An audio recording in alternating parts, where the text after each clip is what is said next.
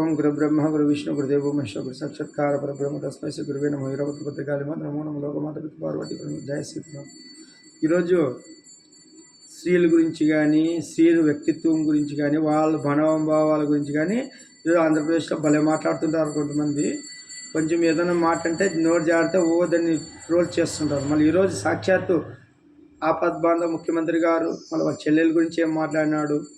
అరే అనుకోకుండా ఆమెకి ఏదో నచ్చిన చీర ఎల్లో చీర కట్టుకొని పోతే వాళ్ళకి బ్రాండ్ అంబాసిడర్ మాదిరిగా తర్వాత వాళ్ళకి ప్యాకేజ్ తీసుకొని వాళ్ళు ఏ స్క్రిప్ట్ రాసారంటే మీ తండ్రిని నువ్వు అవమానించినట్టున్నాను. నువ్వు మాట్లాడే మాట సమాజంకి ఏం మెసేజ్ ఇస్తుందో నువ్వు తెలుసుకోవాలా. సునీతమ్మ గారు ఆమె తండ్రిని చంపినారు. తన అన్న వస్తే ముఖ్యమంత్రి అయితే నాకు న్యాయం జరుగుతుందని ప్రచారం చేసి నేను గెలిపిస్తే వాళ్ళు ఆ రోజు నిన్ను అన్నగా అడిగితే నువ్వేమన్నావు? సిబిఐకి ఎంక్వైరీ చేయాలని గతంలో చంద్రబాబు నాయుడు ప్రశ్నించాయని సిబిఐ ఎంక్వైరీ నేను తీసుకొని సిట్ చాలన్నావు. తర్వాత కొద్దిగా అనుమానాలు వచ్చి ఆమె పోస్ట్ మార్టం చేయించింది కాబట్టి ఇవన్నీ విషయాలు బయటకు వచ్చినాయి. తర్వాత ఆమె మళ్ళీ సిబిఐ ఎంక్వైరీ కోరింది కాబట్టి ఇవన్నీ వచ్చినాయి. అదే మీరిగిన ఆమె తప్పు చేసింది, ఆమె భర్త రాజశేఖర రెడ్డి తప్పు చేసింటే ఇప్పటికి ఆమెకే మంచిది కదా. ఈ పోస్ట్ మార్టం లేకుండా హాయిగా గుండెపోటుతోనే మరణించినట్లు దీన్ని ప్రజలకు చూపిస్తుంది. ఎవరికి చెప్పాలనుకుంటున్నాను నేను? నా జగన్ రెడ్డి, నువ్వు పైనుండే భగవంతునికి తెలుసు అంటావు, కిందుండే జిల్లా ప్రజలకు తెలుసు అంటావు, చనిపోయిన వివేకానంద రెడ్డికి తెలుసు అంటావు. మళ్ళీ మా నాయన ఊరుకుంటాడా? నువ్వు దేవుని మీద భారం వేసినావు కదా. మా నాయన బట్ట బయలు చేస్తున్నాడు. ప్రతి ఒక్క మాధ్యమంలో నువ్వు చూసి నువ్వు ఆపగలవా? నువ్వు ముఖ్యమంత్రి ఉన్నా కూడా వివేకం సినిమా వచ్చి అందరి ప్రజల్లో చూపించేసింది. ఇంకేం కావాలి మెసేజ్? నువ్వు దీన్ని డిప్రెషన్లో పోయి నువ్వు దీన్ని కంట్రోల్ చేయలేక నీవు ఏం మాట్లాడుతున్నావు నీకే అర్థం కావడం లేదు.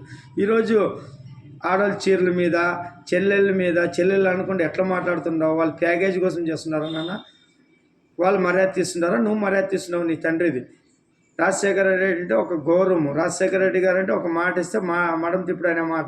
కానీ నువ్వు అన్ని మడం తప్పినా మాట అసలుకి విశ్వసనీయతకే నువ్వు దారి లేదు.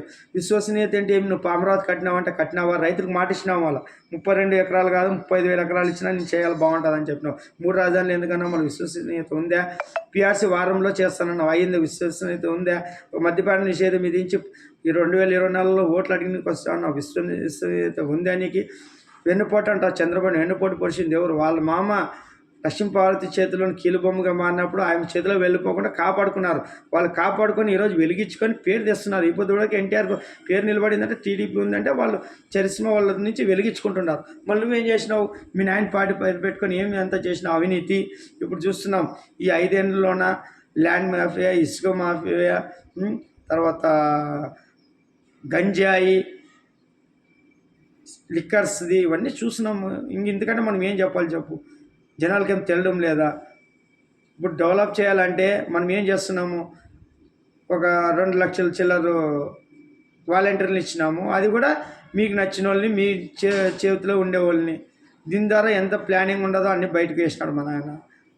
మనం ఎక్కడికి పోతున్నాం నాన్న? గతంలో డిఎస్సిఎస్ఏ చంద్రబాబుని సరిగ్గా చేయలేదు. ఈ నాయకుని ఉరిదీయాలా, ఇటువంటి పాలనకు అంతమొందించాలా, విద్యుత్ ఛార్జీలు తగ్గిస్తాం, అవి తగ్గిస్తాం, పెట్రోల్ ఛార్జీలు తగ్గిస్తాం. నువ్వు ఎన్నిసార్లు కరెంట్ ఛార్జీలు పెంచుతావు? మాట్లాడకూడదు. నువ్వు జీవో వండి తెచ్చి ఎవరు పత్రికలు మాట్లాడకూడదు. నువ్వు నిజంగా ప్రజాస్వామ్యంలో ముఖ్యమంత్రి అయితే ప్రజాస్వామ్యం ఉందే? నువ్వే TV5 చూడొద్దు అంటావు, ఆంధ్రజ్యోతి చూడొద్దు అంటావు, ఈనాడు పత్రిక చదవద్దు, ఈనాడు గురించి ఎవరు నమ్మొద్దు, ఎవరు చూడొద్దండి, ఈ సాక్షినే చూడాలంటావు. అంటే ఎట్లా ప్రజాస్వామ్యం అయ్యేది? ఒక ముఖ్యమంత్రి చెప్పేదే. నువ్వు నిజంగా నీలో నిజాయితీ ఉండి తప్పు లేకుంటే వాళ్ళు ఎందుకు రాస్తారు? నువ్వు చేసి చూపి. పోలవరం చేస్తుంటే వాళ్ళు మాట్లాడుతుండ్రా, రాజధాని ఏర్పాటు చేసింటే వాళ్ళు మాట్లాడుతుండ్రా, మద్యపాన నిషేధం విధించి నువ్వు 2024 ఓట్లకు వచ్చింటే మాట్లాడుతుండ్రా, పిఆర్సీ చేసి ఉద్యోగులకు న్యాయం చేసింటే మాట్లాడుతుండ్రా, ఉద్యోగ క్యాలెండర్ ఇచ్చింటే మాట్లాడుతుండ్రా, కంపెనీలను పోగొట్టి లేకుండా తెచ్చి ఇంకా కొత్త తెచ్చి చూపించింటే నీకు మాట్లాడుతుండ్రా, అప్పులు లేకుండా అభివృద్ధి చేసిన సంక్షేమం ఇచ్చింటే మాట్లాడుతుండ్రా. ఇవన్నీ నువ్వు అవకాశం ఇచ్చి దాన్ని కప్పుపుచ్చడానికి నా చెల్లెండ్లు, నా అక్కలు, మీ బిడ్డని, మీ ప్రభుత్వం అంటే మా ప్రభుత్వం ఎందుకు అవుతుందని? మా ప్రభుత్వం అయితే మనం చెప్పినట్లు ఇప్పటికి డెవలప్ అయిపోతుంటాం.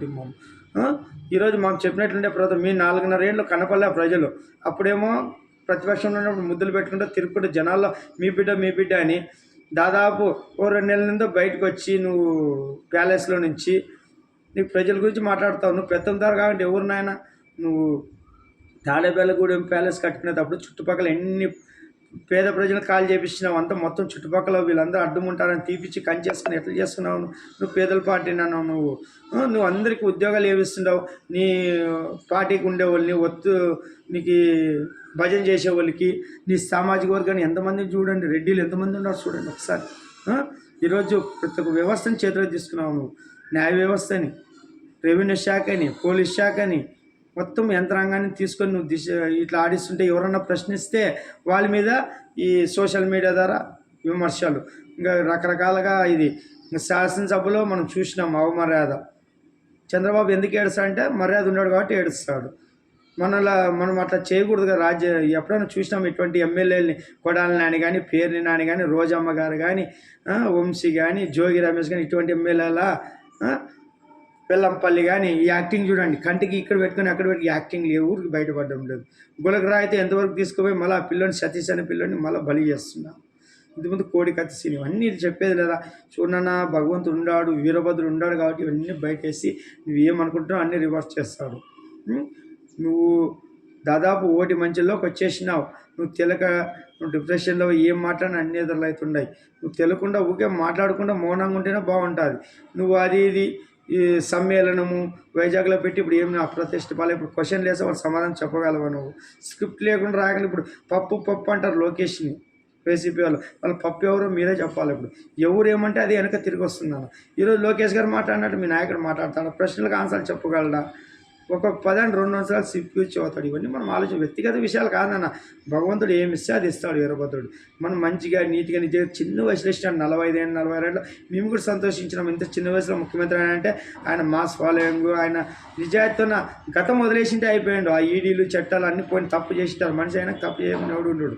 కానీ దిద్దుకొని ఈరోజు దిశానిర్దేశంతో పోలవరం కట్టి అమరావతి రాజధాని 50% కొనసాగించుకుంటూ పోయి ఈరోజు ఉద్యోగ క్యాలెండర్లు, నిరుద్యోగ ఉద్యోగ అవకాశాలు, స్కిల్స్ కమిటీ శిక్షణ తరగతి ఇచ్చి ఉద్యోగ అవకాశాలు పెంచుకుంటా అభివృద్ధి చేసి సంక్షేమం చేసింటే నీ దిశానిర్దేశం వేరే ఉంటున్నాను. మనం ఒకరు దూషించడం, ఒక పార్టీల గురించి మాట్లాడకూడదు. పని చేసేవాడు ఎప్పుడు మౌనంగా ఉంటాడు, పనిలో చూపిస్తాడు, మాటలతో కాదు. ఎప్పుడు పవన్ కళ్యాణ్ తిట్టుకుంటా, తర్వాత చంద్రబాబుని తిట్టుకుంటా, లోకేష్ని తిట్టుకుంటా, ఇంకా ప్రత్యర్థులను తిట్టుకుంటూ కూర్చుంటే మనం పాలన అర్థమవుతుంది. ఎప్పుడు నువ్వు ఈ శాసనసభ నుంచి వీళ్ళు వెనకైనది సమస్యల కోసమా, వీళ్ళని తిట్టేదానికోసమేనా? మంత్రులు ఎప్పుడైనా వాళ్ళు సంబంధించిన కేబినెట్కి సంబంధించిన విషయంలో ఏదైనా చెప్పినారా? ఎప్పుడు ఇదే తిట్టడమే. తిట్టేకే వాళ్ళని పెట్టుకున్నాము. తిట్టిన వాళ్ళకి ప్రమోషన్లు, మంత్రి పదవులు. ఇది నీది. నువ్వు నిజంగా మీరందరూ అభిమానులు గుర్తించుకున్నానా? మా ఒక నాయకుడు అంటే గర్వంగా ఇట్లా తల ఎత్తుకునేటట్లు ఉండాలి. తప్పు చేసినాడని మనం తప్పు చేసినందుకే కాంగ్రెస్ ప్రభుత్వం శిక్ష వేసిందన్న. తప్పేం లేదు. అది సిబిఐ ఎంక్వైరీ ఎందుకు డబ్బులు లేకుండా ఎట్లా వచ్చినావు బయటికి? కుట్రపూరితంగా చేసి ఎట్లయితుంది అన్న? కుట్రపూరితంగా ఇప్పుడు పవన్ కళ్యాణ్ ఏమిటి ఇరికిమని చూసాం. ఎవరైనా ఇరికిమని? పవన్ కళ్యాణ్ ఒక 15 నుంచి రాజకీయ పోరాటం చేస్తున్నాడు. ఎంతమందితో మాట్లాడతాడు? చంద్రబాబు తిట్టినాడు, జగన్ తిట్టాడు, ఏం చేయలేరు ఆయన నీతి నిజాయితీ ధర్మం ఉంటే ఎవడు ఏం చేయలేడు. తప్పుంది కాబట్టి మీరు భయపడుతున్నారు. తప్పుంది కాబట్టి ఎదుటలు రాకుండా మేమే పాలించాలంటే నియంతృత్వం అవుతుంది. నియంత్రణలాగా అలాగంటే ఎట్లా అవుతుంది? అన్ని వ్యవస్థలను చేతిలో తీసుకొని ఎవరు చంద్రబాబు పోటీ చేయకూడదు, లోకేష్ పోటీ చేయకూడదు, పవన్ కళ్యాణ్ పోటీ చేయకూడదు, ఎవరు ఉండకూడదు. మేమే ఏకపాలన చేయాలి. 20-30 ఏళ్ళు పాలించాలంటే మీరే బిడుదలు ఇచ్చుకొని సంక్షేమ సామ్రాట్ అంటే మీ ఇంట్లో తీస్తున్నావా, వాళ్ళ కంపెనీలో తీస్తున్నాడా? ఈ పొద్దు ఈ రాష్ట్ర ఖజానాతో రాష్ట్రంలో ఉండే హోదాని తీసుకొని ఎన్ని రకాలుగా ఉపయోగం చేస్తున్న సాక్షిని 2.5 లక్షల మంది పైన వాలంటీర్లకి దినం పేపర్ సర్క్యులేషన్ ఎట్లా పెంచుకునేది? అడ్వర్టైజ్మెంట్ రూపంలో సాక్షి టీవీని వెలిగించుకోవడం. ఈ విధంగా చేస్తే శివయ్య ఎన్ని రోజులు ఊరుకుంటానన్న? అయిపోయింది. పాపం పండింది, కర్మ పండింది. అంత రూపాయితో సహా కక్కిస్తాడు. మనం అలీబాబా 40 దొంగలు అప్పట్లో మనం చరిత్రలో చూసినాం సినిమాల్లోన. 40 దొంగలు అంతా మొత్తం మూట కట్టి ఒక గృహాలో దాపెట్టి వచ్చి పులిజా సింహం అంటే తెరుచుకుంటుంది. తర్వాత దాన్ని పెట్టి లోపల పెట్టి వస్తుంటారు. అది రహస్యంగా పెట్టేస్తుంటారు. కానీ ఈ భగవంతుడు వీరభద్రుడితో అన్నీ చూస్తుంటాడు. మనం 1 లక్షల కోట్లు ఏడ దాపెట్టొచ్చాము, ఏం లేదు అన్నీ చూసి మళ్ళీ అన్నీ తెచ్చి మన రాష్ట్ర ఖజానాలో వేసి ఆంధ్రప్రదేశ్ని అప్పుల రాష్ట్రంగా తీసుకోకుండా అప్పులను తీసి ఆంధ్రప్రదేశ్ని అమరావతి రాజధాని చేసి ఆంధ్రప్రదేశ్ అంటే అన్నపూర్ణ